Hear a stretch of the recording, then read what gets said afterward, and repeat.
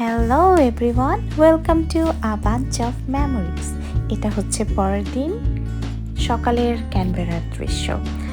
আমরা দ্রুত রেডি হয়ে হোটেল থেকে বের হয়ে গেলাম, বিকজ আমরা অনেক হাংরি ছিলাম। আমরা চাচ্ছিলাম যে একটা হেভি ব্রেকফাস্ট করতে, এবং আমাদের টার্গেট ছিল যে আমরা এরপরে চলে যাব পার্লামেন্ট হাউস দেখতে। তো এটা ছিল রাস্তার সুন্দর দৃশ্য। অলমোস্ট আমরা পৌঁছে গিয়েছি যেখানে আমরা সকালের ব্রেকফাস্ট করব। তো আমরা আমাদের কার পার্কিং খুঁজছিলাম যে কোথায় কারটা পার্ক করা যায়, তারপরে আমরা খেতে বসে যাব। তো এখানে অনেক রেস্টুরেন্টই ছিল, আমরা জাব এই রেস্টুরেন্টটাতে বসেছিলাম।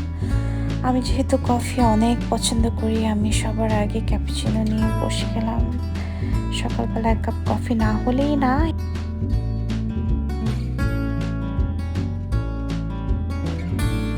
এরপরে আমাদের ব্রেকফাস্ট চলে আসলো।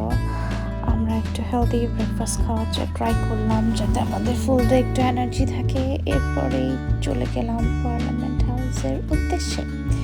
সো দূর থেকে দেখতে পাচ্ছিলাম পার্লামেন্ট হাউস। আমরা এত এক্সাইটেড ছিলাম যে অস্ট্রেলিয়ার পার্লামেন্ট হাউস দেখবো, আর এটা ক্যানবেরাতে অবস্থিত। তো এটা ছিল অন দ্য ওয়ে যখন আমরা অলমোস্ট প্রায় কাছাকাছি পৌঁছে গিয়েছি পার্লামেন্ট হাউসের।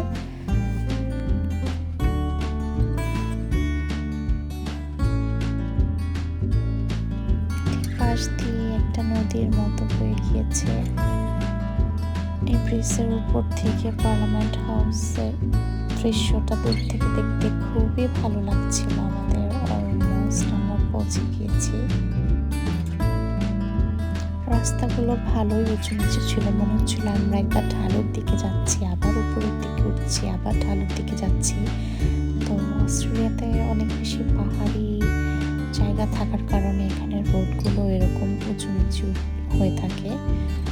তো ভালোই লাগে যখন ড্রাইভিং ওয়েতে আমরা থাকি। তো অলমোস্ট পৌঁছে গিয়েছি পার্লামেন্ট হাউসে।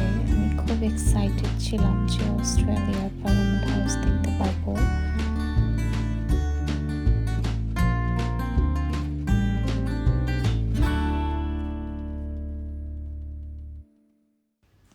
এই তো আমরা অলমোস্ট পৌঁছে গিয়েছি পার্লামেন্ট হাউসে।